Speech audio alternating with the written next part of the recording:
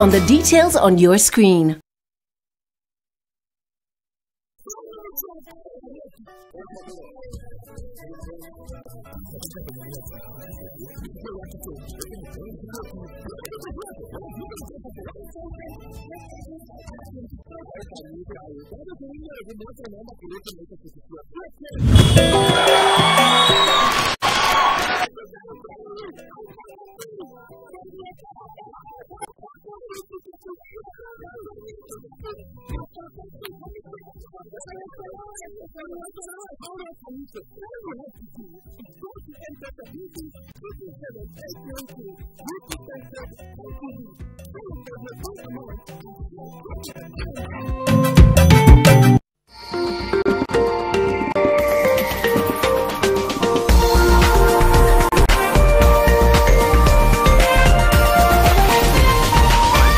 This is NTV.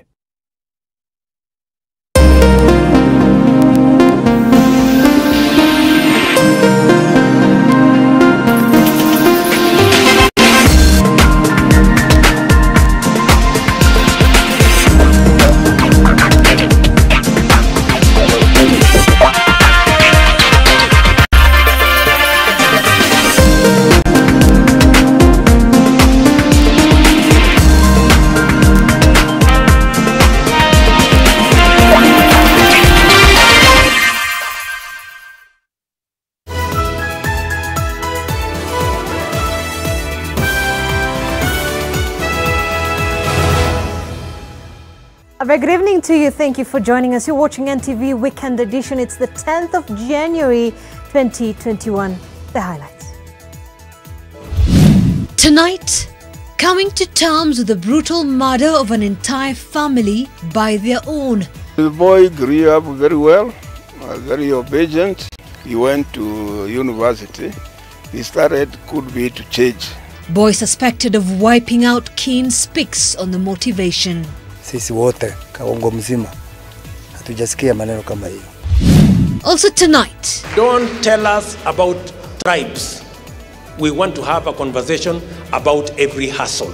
The president's attempt to make rough waters smooth only stars it further.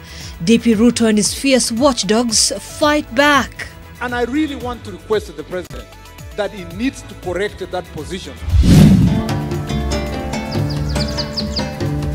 Plus, lakes in the valley are swelling, some are shrinking and washing away life. Maji ndio hii, nyumba ndio hii. Hakuna siku nyingine yenye tujawahi wa maji kuona ikikuja hivi. Sina shamba, sina mali pa kuishi. Nilianza tu kuomba jirani. Environmental factors and human activities changing the face of reefed lakes. The ecosystem here can actually be destroyed if we have the two lakes mixing. The rising lakes are a special feature tonight. And another accident at the Likoni Channel. Najaribu kujisaidia ili kupiga ile side mirror inisaidie kusimama, imekataa. Safety concerns still abound along the treacherous crossing.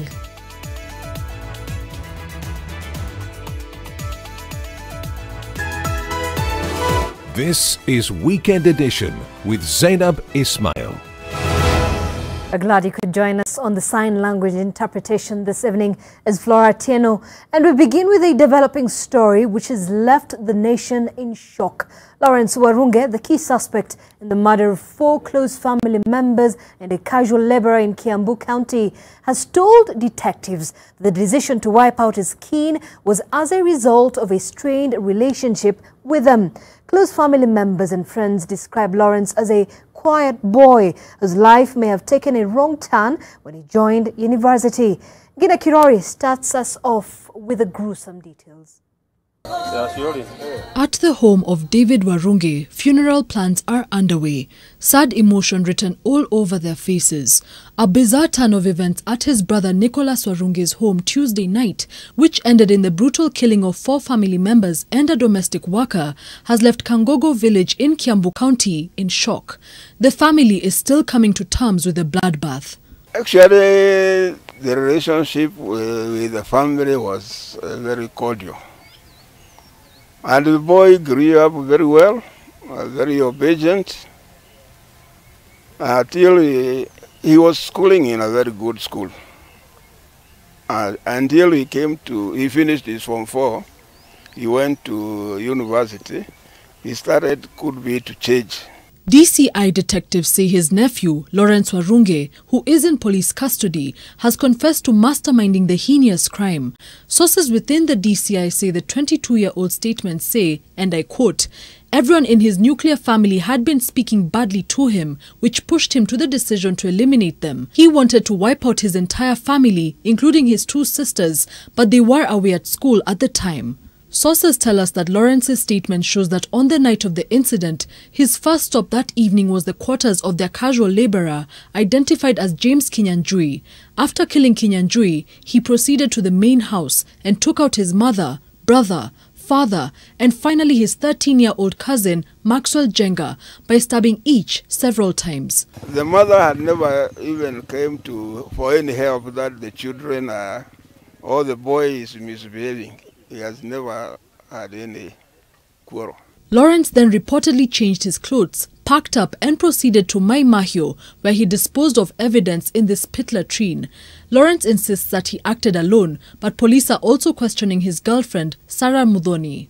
Back home in Kangongo village, residents are yet to make peace with the Tuesday night incident.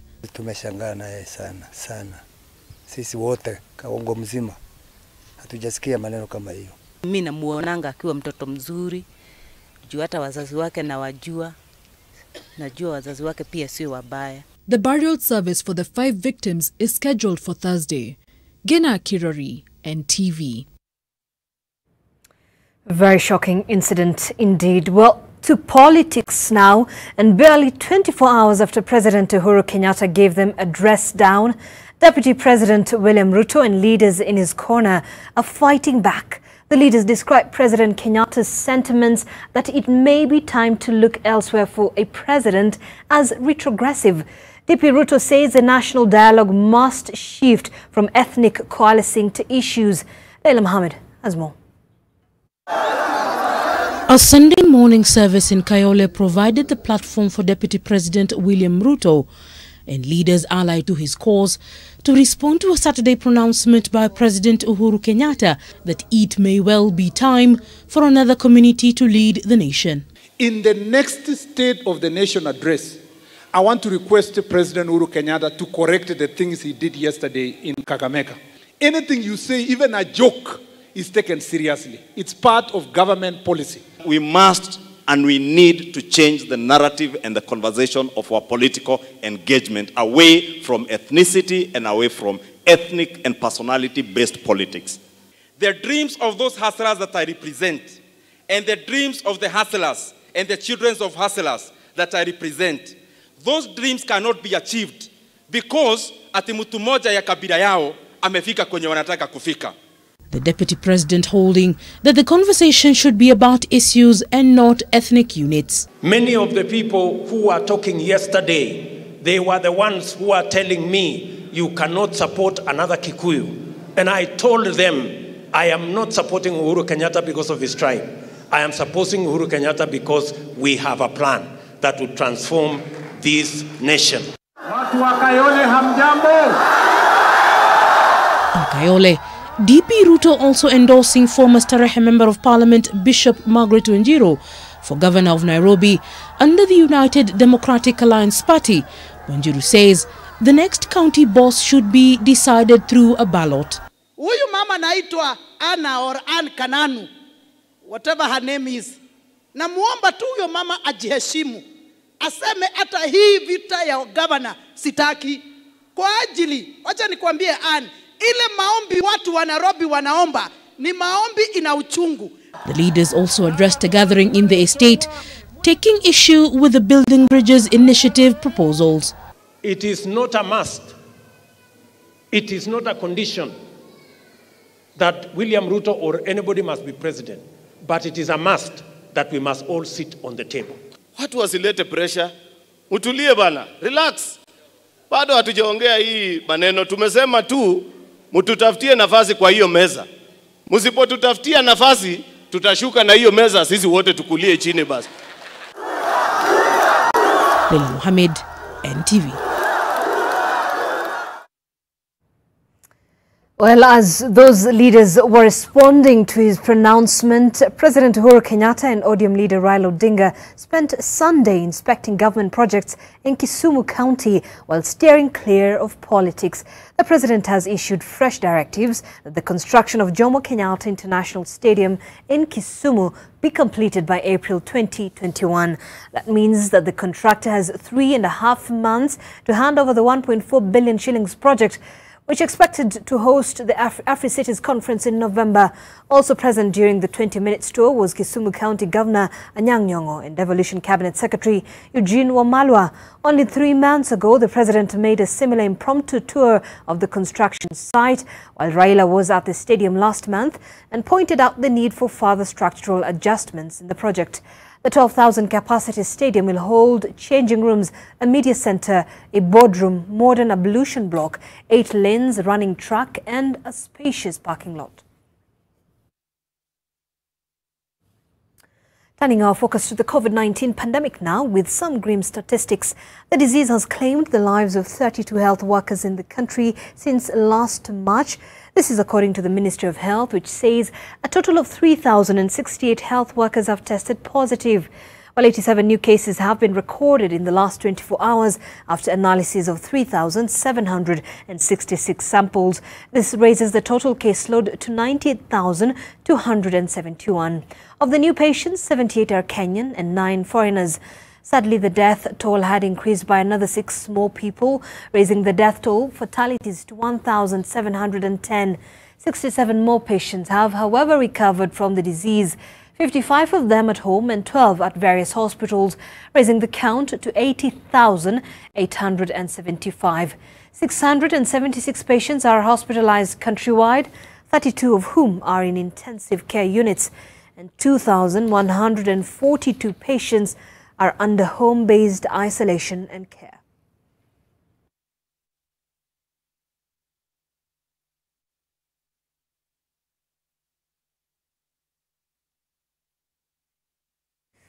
Away from the COVID-19 pandemic, a fresh row is brewing between the Teachers Service Commission and the Kenya National Union of Teachers over money and policy directions in the education sector. NAT is now accusing the employer of withholding funds it needs for various capacity building programs, including union elections. Secretary General Wilson Sossion says that member teachers may have to adopt a different approach if TSC continues with what he calls an attempt to kill the union. We've gone through a transition of pay, and we will run a transparent and accountable union. How many teachers who have been delocalized have achieved real results of national unity because they were delocalized? And deployment, you recruit teachers from a locality, train and deploy to that locality. That is what UNESCO says. More than a year since a tragic ferry accident killed a woman and her daughter at the Likoni Channel, safety concerns still abound. Yet another vehicle this morning plunged into the ocean, and even though no lives were lost this time, the nature of operations in the treacherous crossing leaves many more at risk. Kevin Mutai has the details.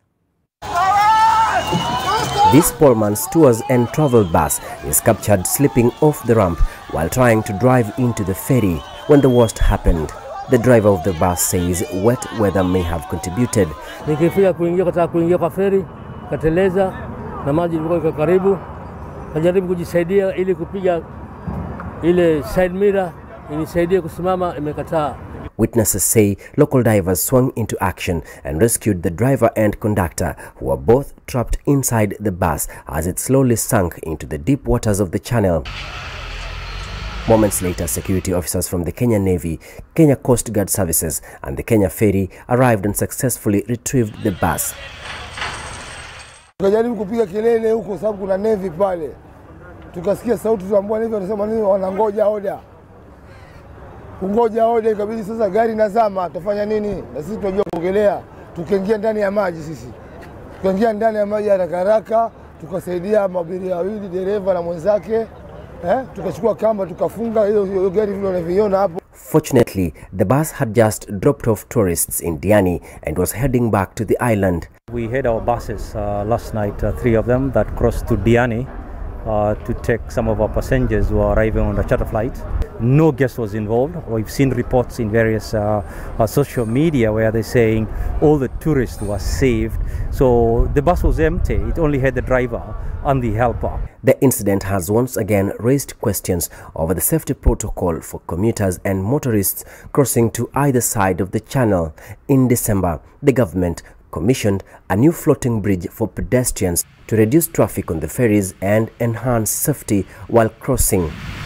This followed a 2019 incident where a mother and her 4-year-old daughter were killed when their car slid off MV Harambee and plunged into the ocean. It took 14 days for their remains to be retrieved from the deep. Kevin Mutai, NTV in Mombasa. Well, we thank God there were no fatalities in that incident. Well, in other stories making headlines across the world, aircraft parts and human remains have been discovered in the Java Sea following an air crash involving an Indonesian passenger jet carrying 62 people moments after it took off on Saturday. The Pontianak city-bound plane dived into the Java Sea 4 minutes after takeoff from the Indonesian capital, Jakarta. Rescue teams extracted plane wreckage from the crash site. Flight data say the aircraft reached an altitude of nearly 11,000 feet before dropping suddenly to 250 feet. It then lost contact with air traffic control. Indonesian authorities say that the jet appeared to deviate from its intended course just before it disappeared from radar. However, the cause of the Saturday crash is still yet to be determined.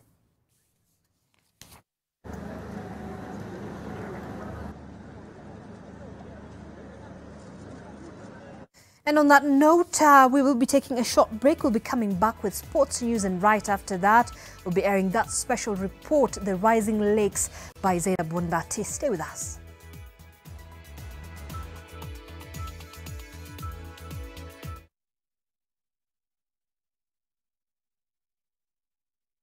Did you know at Ruiru Mabati Factory you can open an account and lipa pole pole at your convenience? Did you know at Ruiru Mabati Factory you can get customized sizes according to your roof plan to avoid wastage? Did you know Ruiru Mabati Factory offers free delivery countrywide within 72 hours? Call us now on 0111 050 700. Ruiru Mabati Factory, mali safi kwa bei poa. Dawa ni ya Medeviroboto funza na pia kuguni tunauza hapa. Hello? Hello, sir. Huyu si Alusa? Sir. Hebu ngoja kidogo. Hebu simamisha hapo mbele. Unasema? I am John from Safaricom. Now, we've noted your line is registered ×2. Sasa, ili tuhakikishe line ni yako, nipe ID number, date of birth na PIN yako. Okay. So, ID ni 20445. Safaricom? Si waitishi mtu PIN. Nitafunga hii line yako usiponipa hii maelezo. We, John, usinicheze by the way. Tulijichanua kitambo. Sasa, mimi ni Zuri kutoka Safaricom na niko hapa kukuchanua. Kaa macho. Safaricom upiga kutoka 0722 000 pekee. Ukipigiwa na namba nyingine, usipeane maelezo yako ya kibinafsi. Tuma namba ya mkora kwa 333 ili Safaricom ichukue hatua. Jichanue and take control.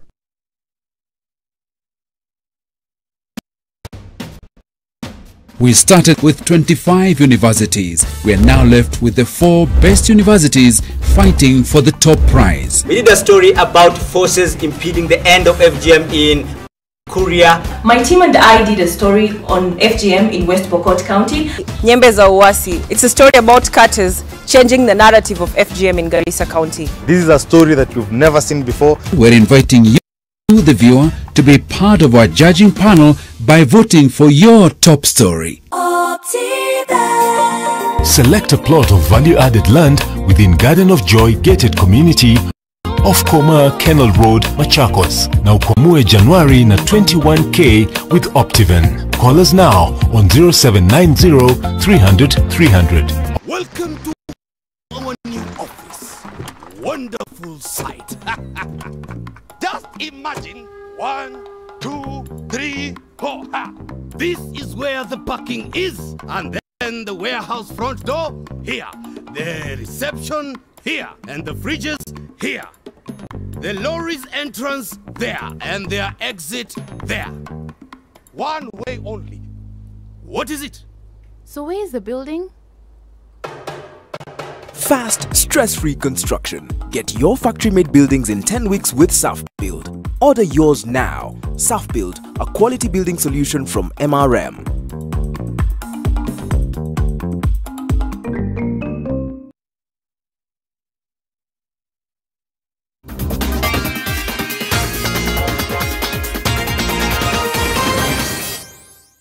All right, let's get the sports out of the way fast before we get to our special feature tonight.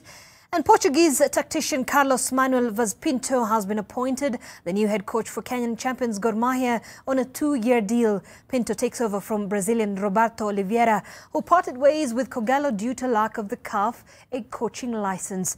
The 46-year-old has vast coaching experience, having managed St. George's of Ethiopia, CRD Libolo and Akala, both of Angola, Sertanis and also Famalicão under 23 of Portugal.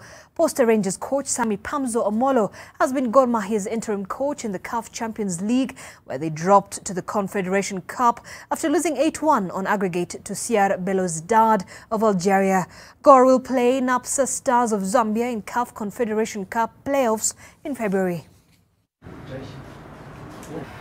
And of course I want to achieve big things and make history in the club. And we start to work very hard to win games in the league and to put Gor Mahia in the group stage of CAF Confederation Cup. And over 60 taekwondo coaches have appealed to the Ministry of Sports to reconsider a decision to suspend taekwondo as a full contact sport as a precautionary measure against the COVID-19. They argue that the sport is largely a martial art with a full contact bit less than 25% of the sport and the martial art. Taekwondo, less than 25% ndio contact. Over 75% sio contact. So ile kufunga taekwondo, wasifanye mazoezi, wasifanye vitu zingine, taekwondo coaches wamesikia wamefinywa sana. They were not represented well. Wale ambao wana consult na Ministry of Sports did not do a good job. Ukiangalia pia karate wako na vitu kama katas. Lakini taekwondo tuko na pumses, tuko na wood breaking, tuko na other patterns, tuko na skits tunaweza fanya, tuko na kyokupa about the breaking, but that one does not involve contact. Unaweza simama 2 meters away and we train properly. And those are things that are actually in the competitions. So kitu imetokea kwamba ni we need to petition so that the ministry gets to understand what martial sport is and the aspects that should be restricted, not the whole sport.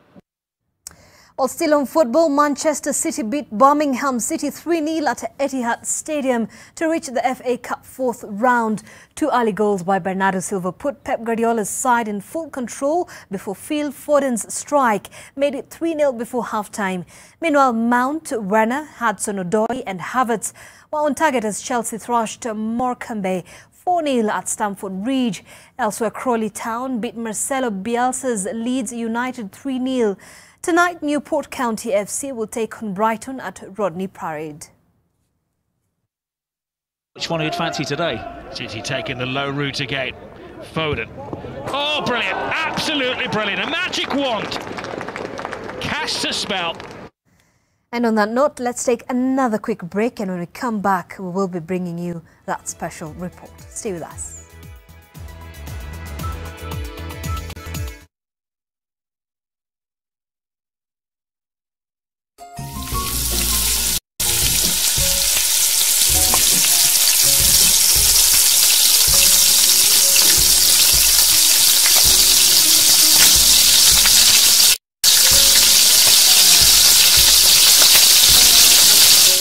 Rena vegetable oil stays liquid to the last drop, so it's smooth cooking from start to finish. Now with an easy to pour cap, mapishi poa, madishi poa. Fun and food got together beautifully at GMC Place. Enjoy our succulent meals in a serene setting with a varied choice of fun games for the little ones. Cup it up with a cuppa or a cocktail, all available to your taste. Discover the joy of a warm pool by diving into the Blue Oasis heated pool. Or at GMC Place, the fun never ends. Make your reservation today on 0701 560 560.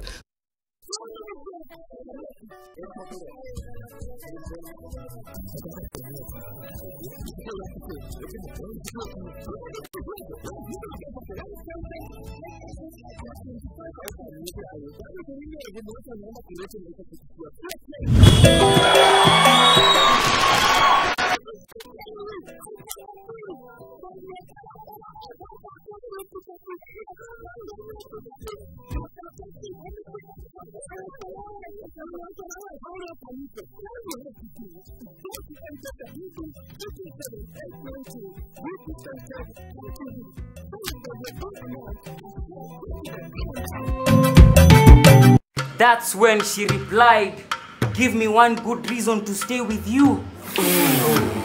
Nikamtumia 100 reasons to be my boo.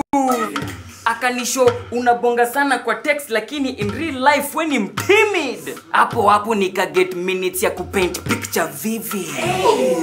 Akasema ati I'm in demand. Unadhani DM yangu ni MD? Kumbe nilikuwa nishasotiwa na 100 MB. Call, SMS and browse from only 10 shillings with Telkom. Now that's power. Telkom, moving with you.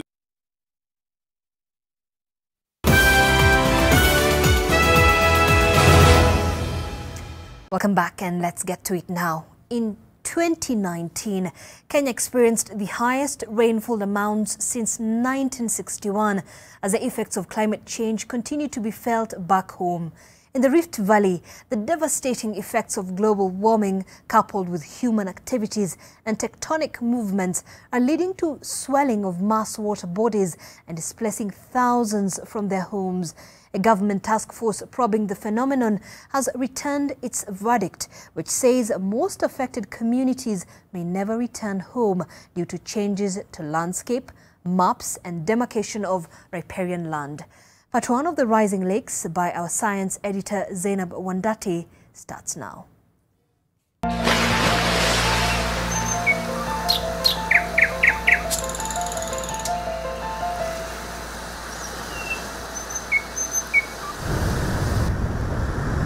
The sunrise over Lake Turkana is spectacular. Look at that. Isn't that beautiful? But as the sun sets the sky on fire, the water below is not inviting. It is a rough morning. In fact, it's been a rough year. The lake is angry, and with every slap on the beach, the local communities brace themselves for the lake's wrath. Kwangu hapa hivi, laga ndio hii, nyumba ndio hii.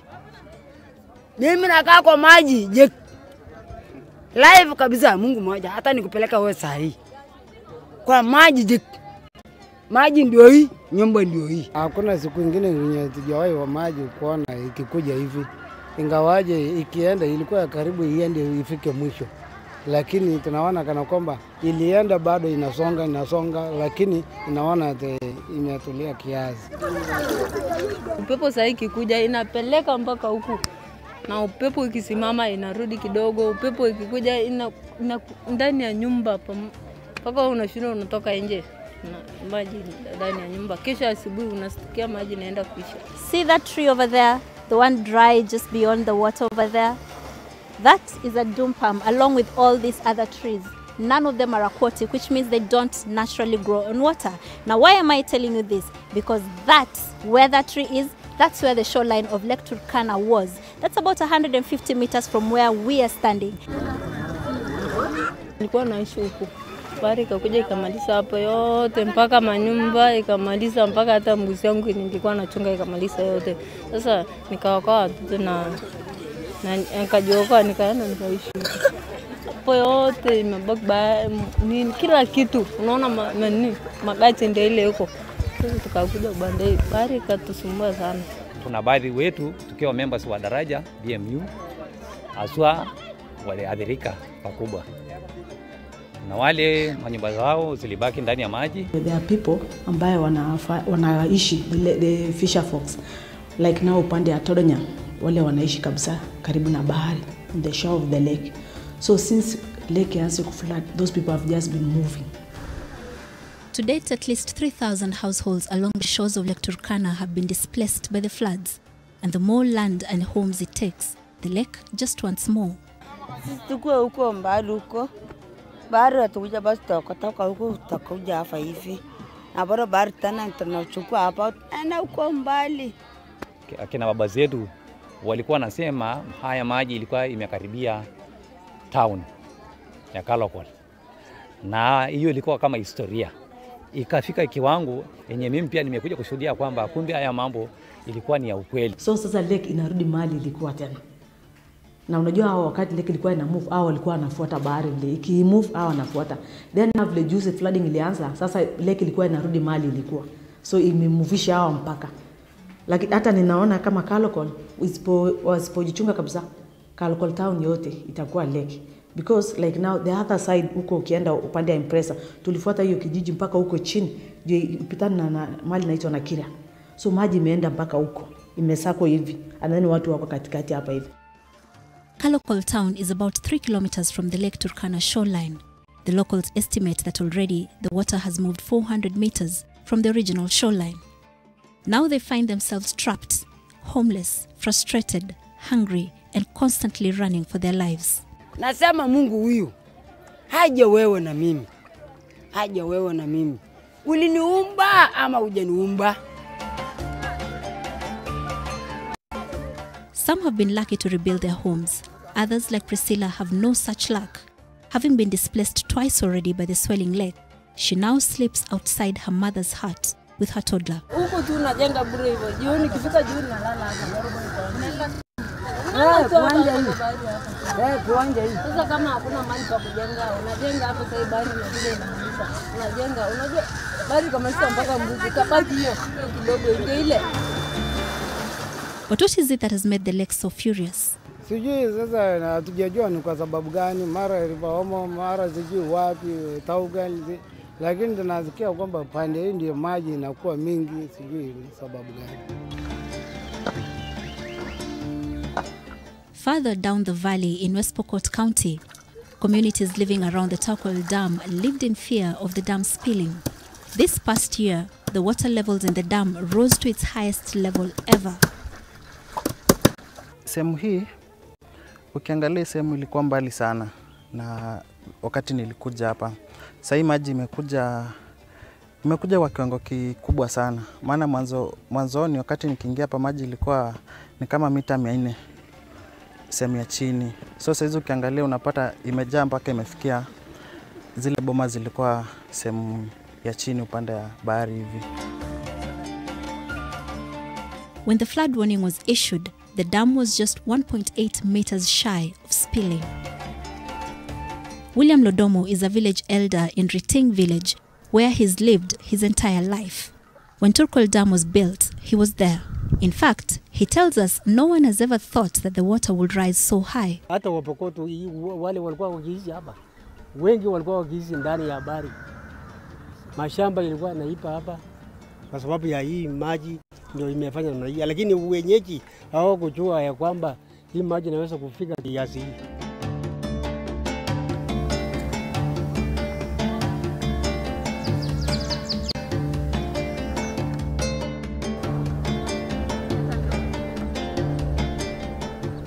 It smells like death. It's going to be a slow and painful death for this bird. The bird hangs on to life, flapping, desperate to be free. But the more it flaps, the tighter the madenge tree holds on to it. This is where the bird will die, lonely, hungry. In a few days, it will join the statistics of the flamingos that have died in the grip of the madenge weed. But Lady Luck is smiling on this bird. Today, it gets to live. Over the last few months, this man has spent his days rescuing trapped flamingos in Lake Bogoria. The water he wades in is now knee-deep. This is supposed to be dry land, farmland to be exact. tumeishi toka 1991. Hii maji ilikuwa mbali sana. Na hiyo maji ilisonga kidogo na akarudi. Akasonga akarudi. Sasa ikasonga sasa. Hii Flamingos anaonyesha njia maji bila anaenda. Wakati alinyesha usiku, maji ilisonga tu hivi. Ilinyesha usiku. Asubuhi au Flamingos alianzia kwa ile nyumba ya kwanza ya Traitor. Wakakuja tu hivi, yani pamoja. Wakuja hivi paka kwa miti ile tulikuwa tunakalia kwa nyumbani hapo. Wakasimama hapo. Simama hapo, kaanza kurudi. Sasa alikuwa anasema maji inasonga paka wapi? Hapo. Tukakaa. Wacha kanyesha. Maji ikakuja paka hapo. Sasa tuisi tukahamia Kapronguno. Wengine wakahamia huko. Kupika huko pande ile. Sasa tukawa hivi. Sasa tuko pande ile iko ya Kamonong, Kapronguno. Sukotek pande hii.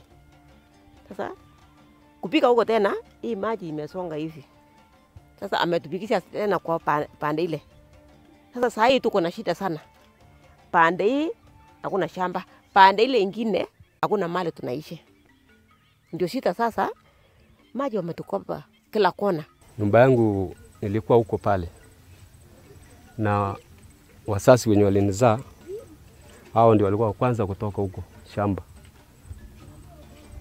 Walikuwa naishi pale. Wasasi wenye walinizaa. So mimi nilikuwa hapa kwangu. Wazazi walikuwa pale. So hiyo 2013 hao ndio nilitoa waende huko mlimani. Loboi has lost 2 entire villages to the waters of Lake Bogoria. Unlike Lake Turkana, where the wind blows the water into the villages, in Bogoria, the water seeps from below the ground. First comes the salt, then the ground begins to wet. The locals say when you see these patches of white on the ground, it is time to run. Ilimeza manyumba ya kwanza 2013. Kutoka hapo mpaka huko ilikuwa almost 44. Labu kuanzia hapo so kakuja hii machi ikaanza kwa inatoa watu wa kwanza, wa pili. Sasa tuko karibu mara ya 4. Unajua sasa sijapata kitu ya kubeba nyumba. Paulina has been forced to move to higher ground in these hills about 10 kilometers from the lake and her original home. But just when she thought she was safe, another lake has started forming meters from her new home. River Subukia has been blocked from reaching the saline waters of Lake Bogoria, and it has now formed a new freshwater pool infested with crocodiles. She will be moving again soon. Today, a total of 299 homes have been lost to the lake, and much of Loboi is now abandoned. In any other time, the Lake Bogoria Conservancy will be crawling with tourists, but now it sits underwater, abandoned. The local community depended on this conservancy for income, but with its existence almost wiped off the map, Loboi is a struggling economy. The flamingo population in Lake Bogoria is now estimated at 100,000, when ordinarily we have been having 1.5 million around there. So they have moved. Why? Because the pH levels have declined. I mean, the pH for the water, the pH level is not good enough for the algae, which is food for the bird. Saizi mimi sina hata any ground, sina shamba, sina mali pa kuishi. Nilianza tu kuomba jirani. The devastation in Baringo is evident. The losses massive. The lake unrelenting. Life no longer the same. Hoteli mingi zimezama, sasa wageni wengi wakuja huko. Na pia tulikuwa tegemea hizo mahoteli sababu ya wageni walikuwa wanakuja huko. Sasa hizi imetuadhiri kabisa.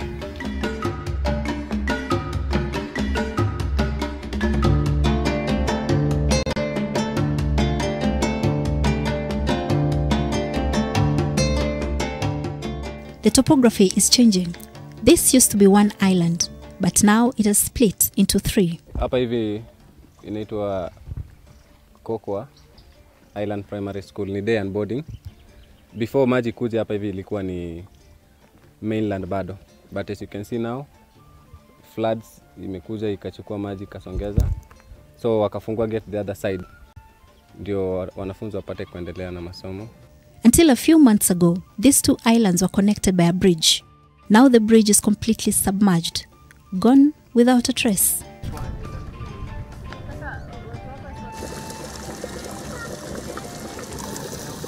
But if you go to Lake Bogoria, clearly the hot springs and the geysers, which used to be very attractive, 80% of them have been submerged. Geologists have raised concern that the submerged hot springs and geysers could be a health risk due to a possible saturation of gases such as carbon dioxide. Until July this year, this was the Kenya Marine and Fisheries Research Institute, an institution that has existed here in Lake Baringo since the 1990s, sitting on a cliff. But now it sits more than 2 meters underwater, one of the many premises in this lake that have been affected by the rising lake.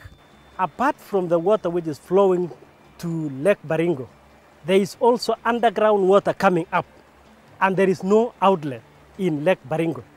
So the amount and the volume of water in Lake Baringo is rising every now and then.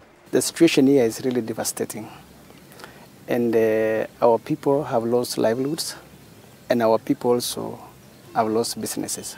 Baringo County has suffered perhaps the worst of the rising lakes in the Rift Valley, with more than 3,000 families displaced, perhaps forever. Before the flooding, this was a major road linking Baringo County to West Pokot and Turkana counties. But now, with part of it underwater, the road is no longer in use. To get across, you either have to pay for a boat across the crocodile and hippo-infested water or find an alternative route. You saw in Lake Baringo, we saw 24 schools have been submerged. We have 12 health centers which are under the water.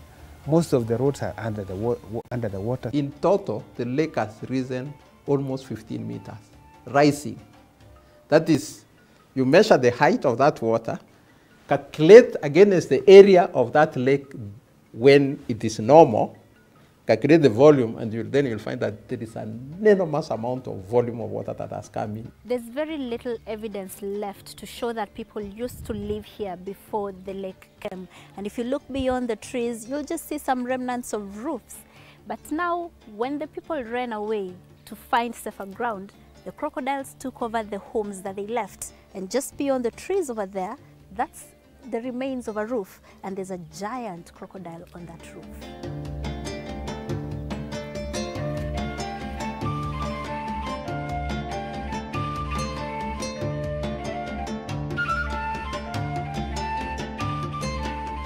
Crocodile sightings are now the norm. As dangerous as the reptiles are, the locals go about their day, oftentimes so close to danger.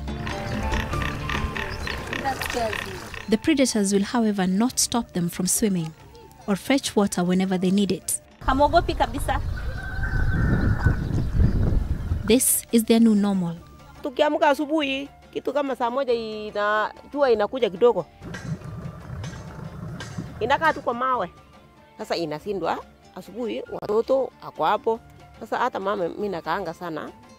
Nikae mpaka kitu kama saa 2 ndio niotoke. But there are days when the danger lurks even much closer. In Lake Turkana, we have seen 19 cases of crocodile attacks on the people. We have seen in Lake Baringo also the hippos and the crocodiles getting in too dangerously close to the families. I saw in Nakuru last week we had 3 reported cases of children that were saved from attacks from crocodile.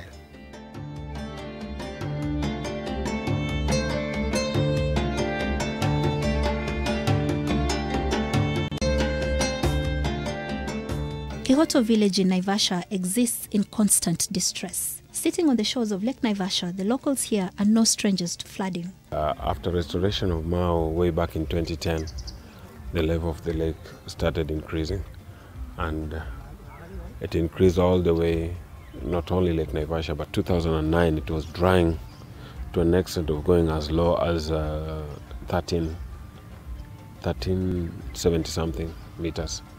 But as we are speaking, we are heading to 1892, which we believe is the highest watermark of Lake Naivasha. So if, yeah, ever experience. But this past year's flooding has been of particular concern. Nilikuwa naishi pale chini mbeleni, tena wakati mwezi wa 4 tani maji ndio ikaanza kuingia. So wakati iliingia tu nikakuja hii site nyingine. Sasa site nyingine pia ndio imeingia tena. So sasa napanga tena kusonga zaidi. Unaona? Imeniamsha mara mbili. Sasa nilitoka pale chini kamaliza huko. Sasa nikakuja hapa nikafikiria ni safe side. Kidogo ndio imenifuata imefika tena. Now many of these homes are abandoned. A few others have refused to leave. Wading through water every day is how they get around. In 1970, early 70s, there was no Kyoto. In fact, mushrooming of structures within Kyoto started in late 80s. So you'll find that before that particular area was divided or given to farmers, because it was divided to 30 Kyoto farmers. There are 30 farms there. Before, I think those who are dividing or those who are demarcating the lake left that particular area with a purpose, because at one point that was part of the lake. Every 50 years is a cycle. We had a phenomenon like this in 1901. We had another one in 1961-63 of rising lakes, and now. So we don't know whether this will be the case, because you recall before 2010, for a long period also we had seen the lakes actually declining, the levels of lakes declining, especially in Nakuru and Naivasha, because they were declining. And you could even go, I think this could be explaining why a lot of people also took up the land near the lakes, because water was moving away.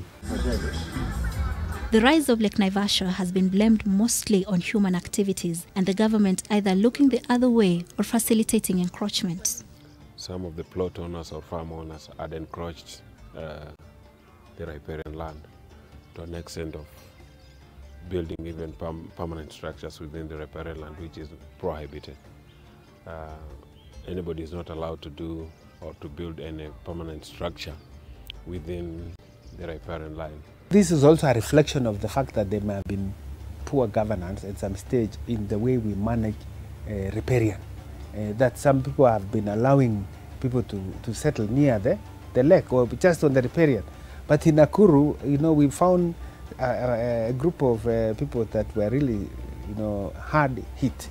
But they were arguing because we told them, you seem to have gone to the riparian, and they said, no, PS, we didn't go to the riparian. It is the water that came to us. We visited the lakes in 2013, particularly Naivasha, Nakuru, and Bogori and Baringo. And we saw where the water had flooded and reached after the rise.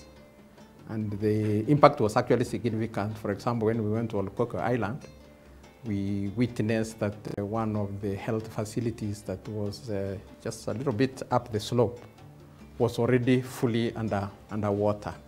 And from that elevation, we could just gauge that the water had risen almost 4 meters.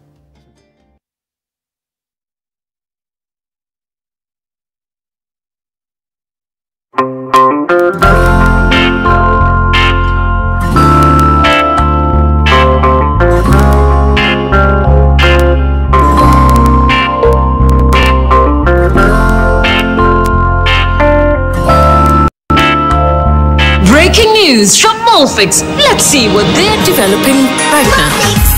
That is just mommy. It really feels very comfy. Molfix pants with anatomic fit technology. New Molfix pants, an invention from babies for babies. You should also try Molfix.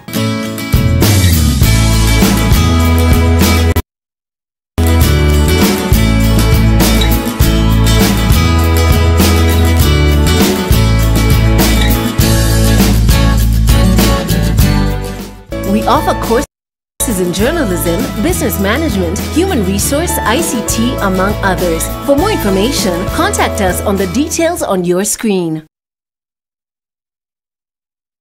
Did you know at Ruiru Mabati Factory you can open an account and lipa pole pole at your convenience? Did you know at Ruiru Mabati Factory you can get customized sizes according to your roof plan to avoid wastage? Did you know Ruiru Mabati Factory offers free delivery countrywide within 72 hours. Call us now on 0111 050 700. Ruiru Mabati Factory, mali safi kwa bei poa.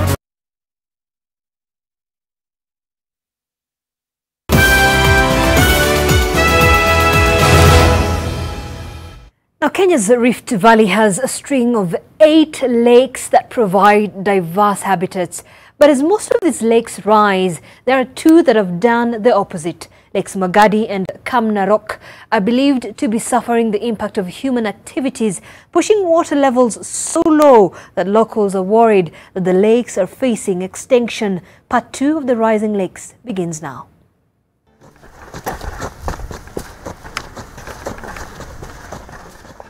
Hii mchanga wakati kuanza kukuja imekuja 2000 wakati ya Kibaki. Gari hiyo maji kukuja akaanza kulete sara mingi, kupiga plate inang'oka. Kukuja hapa nyumbani sababu mlikuwa naishi tu hapa. Akakuja kupata hii mchanga ndiye anaendelea kuwa mbaya mbaya sababu watoto kukuja anasema hakuna maji.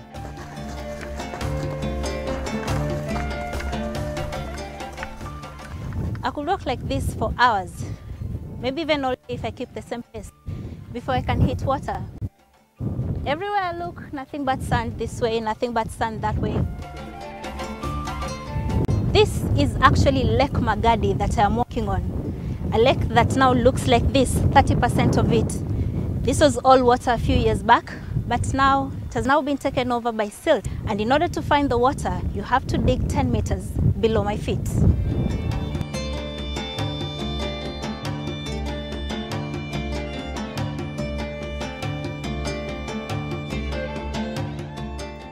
The contrast of Lake Magadi is baffling.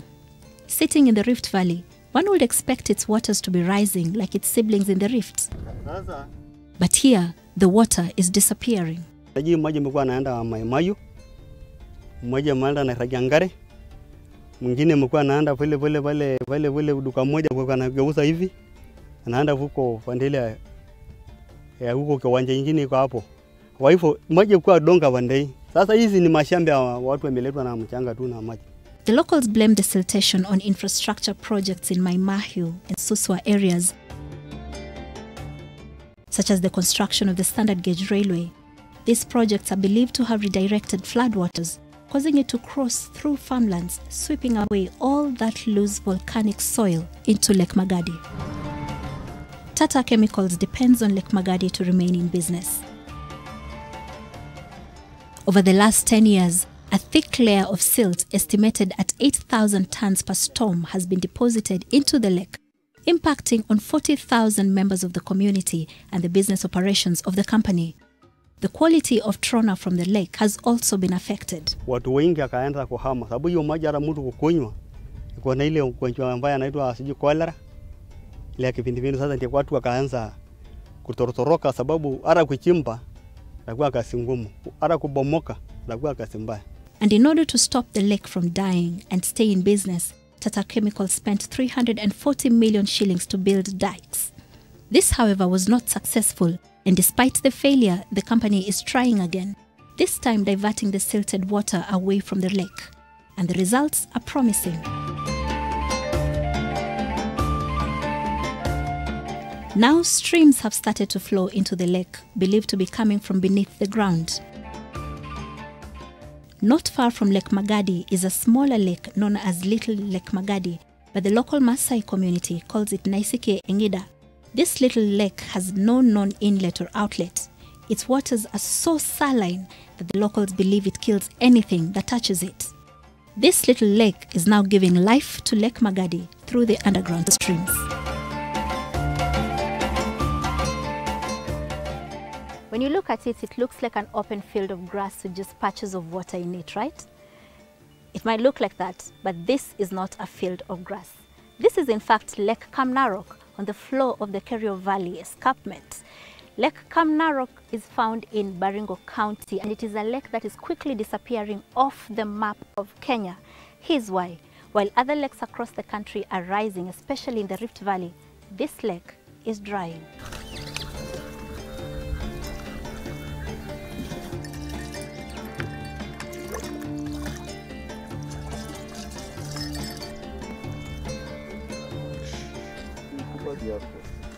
Hapa kwetu tunashangaa ni kwa nini maji inaisha, na tukiangalia upande mwingine tunaona maji iko, lakini sisi tukiangalia upande wetu maji hakuna.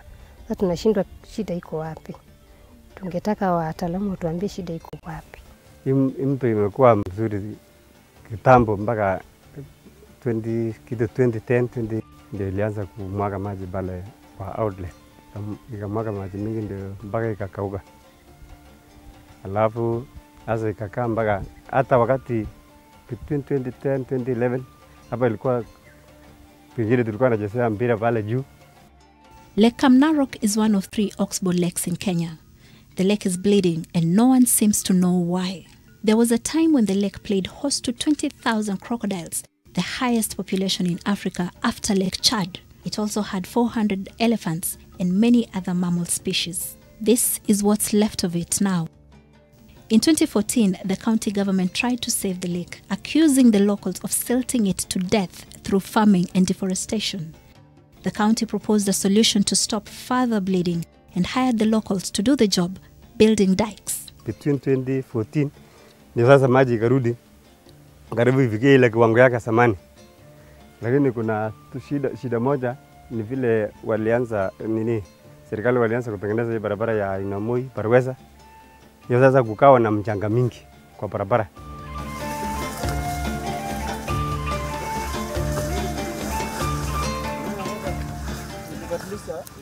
Ndio ikateremsha hiyo mchanga yote kwa mto. But the dikes didn't hold for long. The lake started leaking again.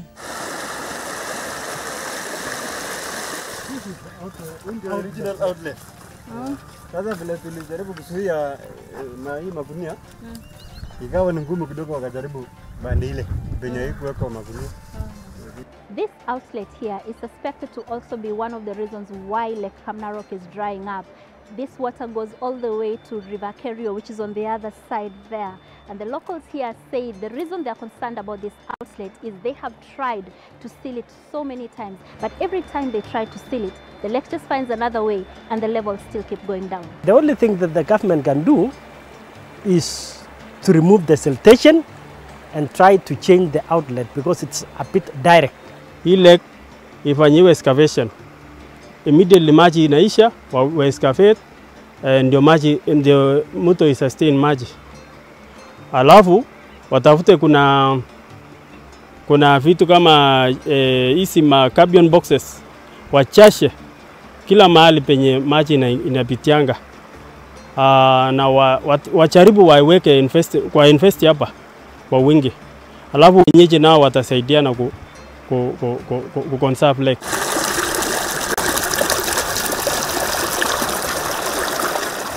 Otherwise, kwa miaka zingine sijazo, tukishikana mkono, naamini lake itarudi.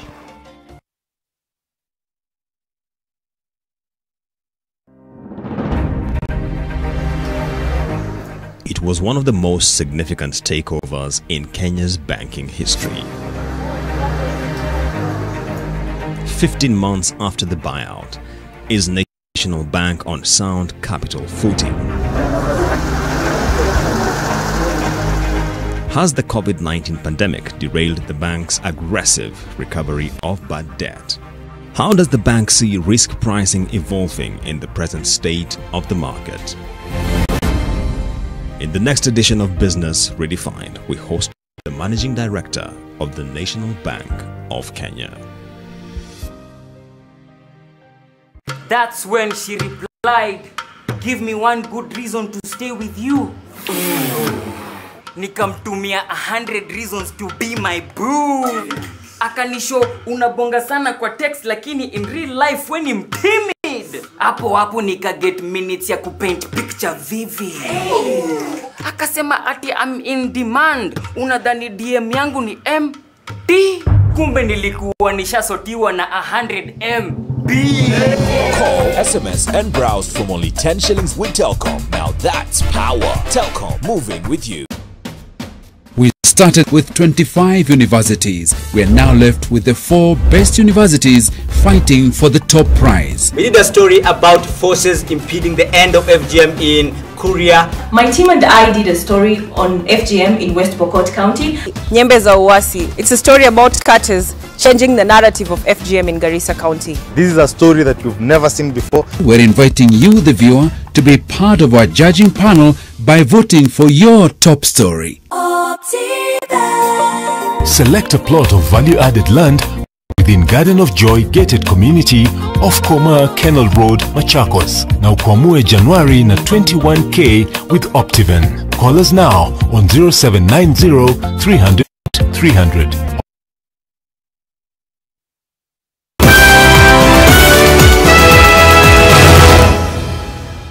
Well, thanks for staying with us into our last part of our special report.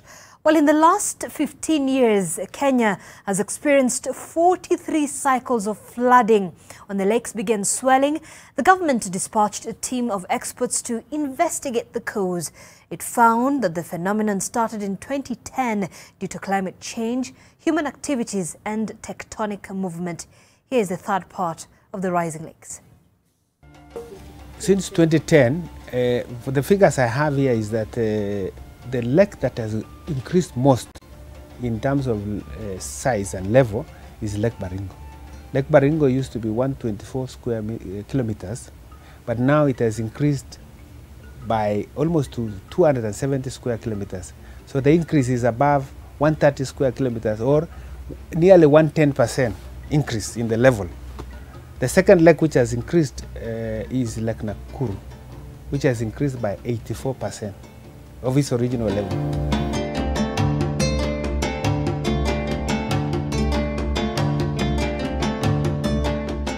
The other one is Lake Naivasha, which has gone up by 40%. And then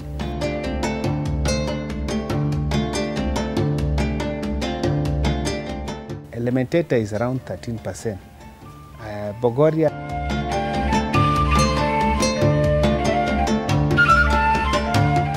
I've seen is around almost 30-something percent, 32%. In the months that followed the flooding in the lakes, the government set up a 50-member team to look into the cause of the rise. The team has concluded its research and the verdict is out. The lakes are rising for 3 reasons. There is attribution that movement of tectonic plates in the earth crust, especially in the Rift Valley where we have volcanic activity, is what is also contributing to the increase. So if you look at where the lakes are actually in a line of the lowest part of the Rift Valley. So Lake Turkana, for example, is at about 360 meters above sea level. That's quite low, 360 meters above sea level. Those fault lines are crucial to the existence of the lakes, such that if they seal, water cannot penetrate into the earth, causing the lakes to rise. This volcanic activity has led to theories that the lakes may be rising to join up and create bigger lakes. Wazee wa kitambo walikuwa wanasema Lake 94, Lake Bogoria na huku Lake Baringo ilikuwa ni sehemu moja. Kabla watu kuanza kuishi, ilikuwa kama mwaka 100 na iliyopita. The lakes that are closest to one another is Baringo and Bogo and Bogoria. Lake Bogoria is almost at 996 meter elevation now, 996 meter elevation. Baringo on the other side has gone to almost 80 something meters above sea level. And you can then see the difference. It's a difference we calculated the other day. It's a difference of just about 4 meters. But you know the lakes could already be connected under. If you look at what is happening here, we have a freshwater lake here, and up there we have a saltwater lake. It is a phenomenon which is so dangerous that the ecosystem here can actually be destroyed. If we have the 2 lakes mixing. At least 1 billion years ago, lakes Nakuru, Naivasha and Elementaita are believed to have been one large freshwater lake known as Lake Kamasi. But due to volcanic activity and faulting activities, this large lake began to dry and split into the 3 lakes as they exist today. And Kariandusi in Nakuru County is the best example of what happened during that time. In that large lake, there were plants known as diatoms. And when the lake started to dry, those diatoms also died and dried out, leaving this white rock that you see here that is now known as diatomite. This rock is chalk-like and very porous. You see, when you touch it, it crumbles quite easily. This is the only evidence left to show that Lake Nakuru once extended all the way to Kariandu Sea.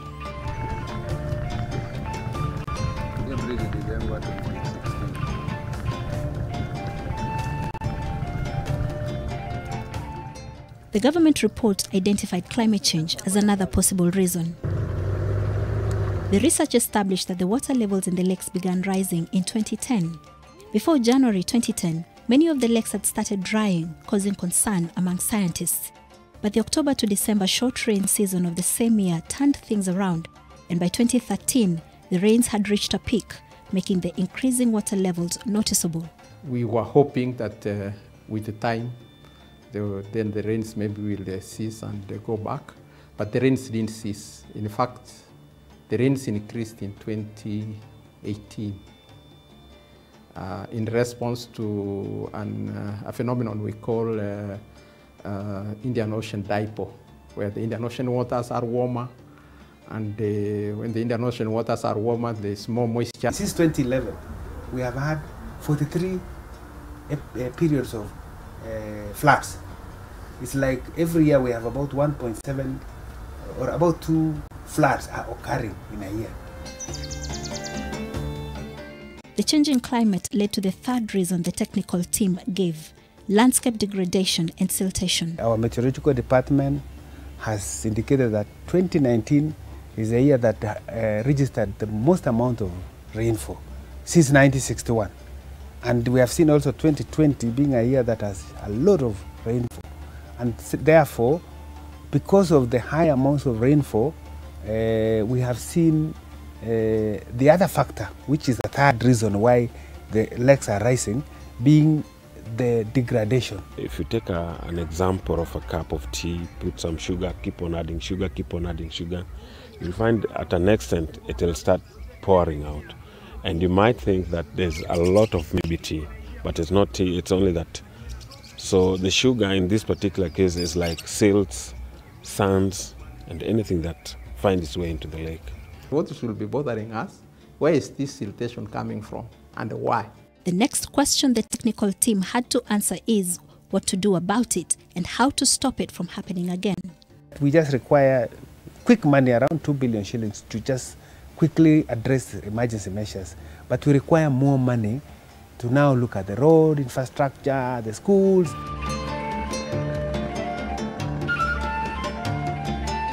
We are asking that we allocate money quickly to the Ministry of Education to expand some of the neighboring schools or create temporary structures to allow our children to go back to school. We have a lot of tourism facilities have been affected. A lot of hotels, 9 of them in Lake Baringo, and this is an area that this is an area where they really depend on for their livelihood, the tourism sector.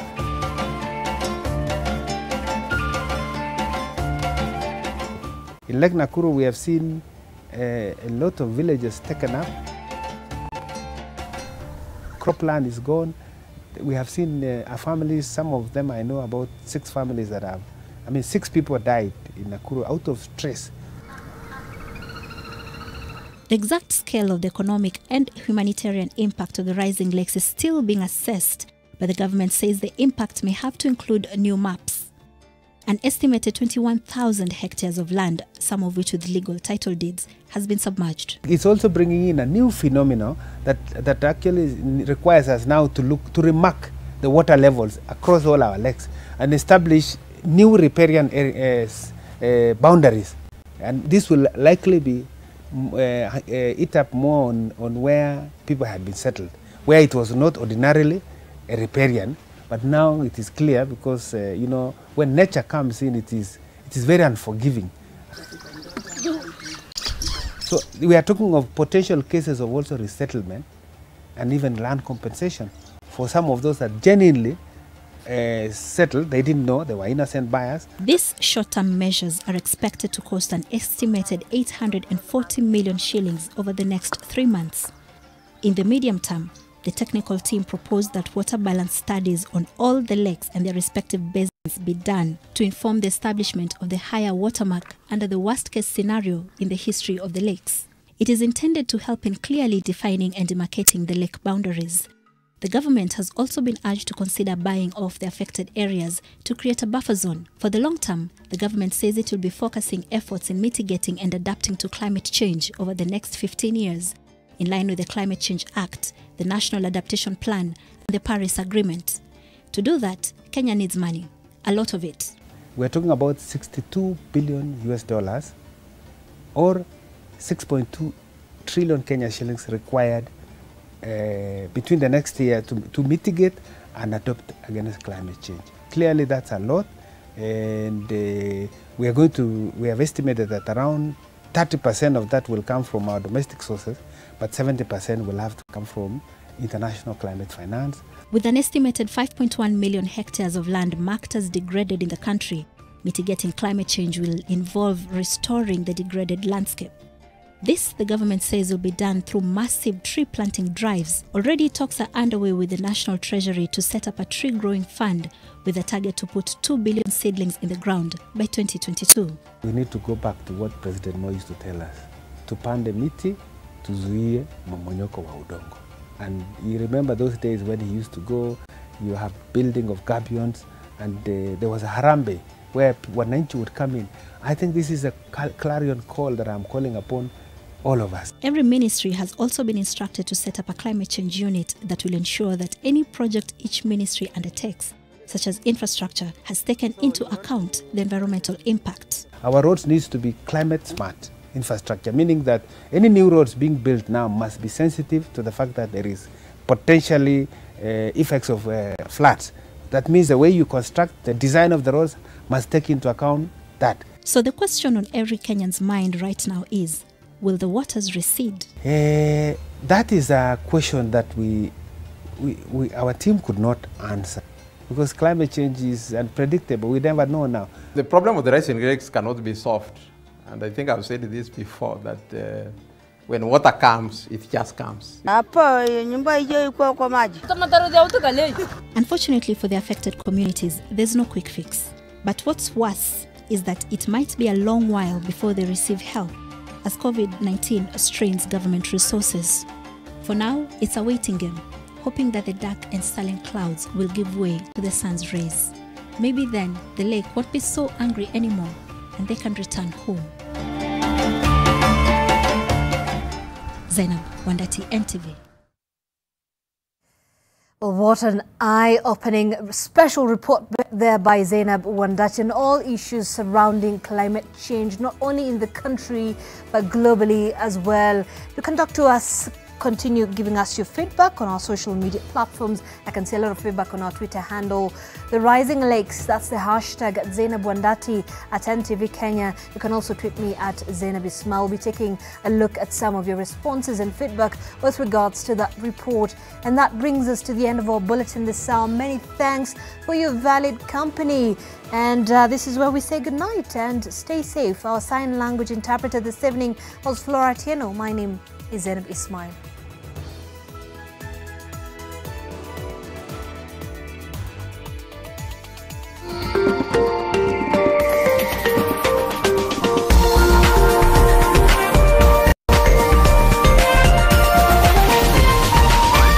This is NTV.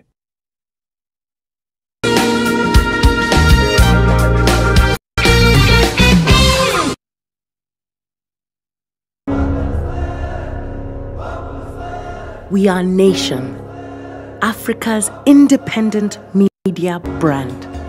We are committed to empowering all Africans, from the young to the old, from the curious to the educated, and from the heart of the cities to the rural areas. We are Nation. Join us, because if you want to get far, you do it together. Nation. empower Africa.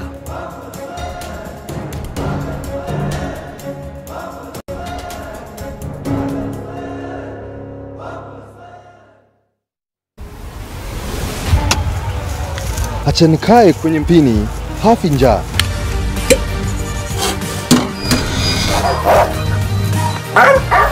Na kila mmoja ana riziki yake. Mimi vile na hustle hivi, hii ndio jasho langu. Kila Jumanne katika NTV jioni utapata makala maalum ya jasho langu, kuangazia raha na karaha, heri na shari za watu katika kazi na vibarua mbalimbali. Mimi Max Riala, na kuunda glass ndilo jasho langu. Na hii ndio jasho langu. Naitwa The African Dogman, na hii ndio haso yangu. Nami ni Daniel Mule, na hili ndilo jasho langu.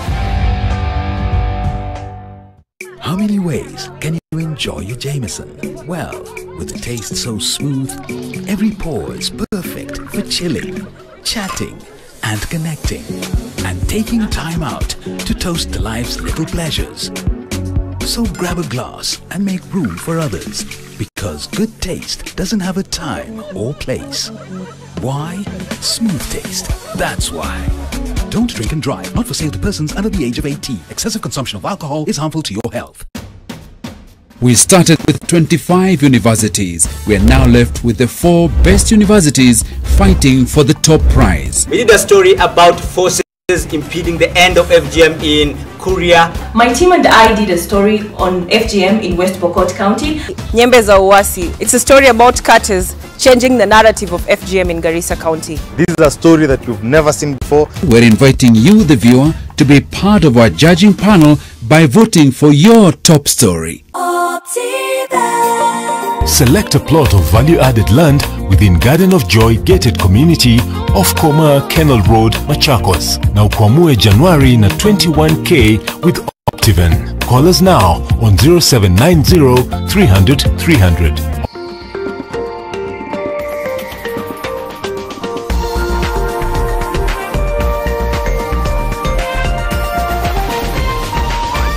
NTV, turning on your world. The following program has been rated PG.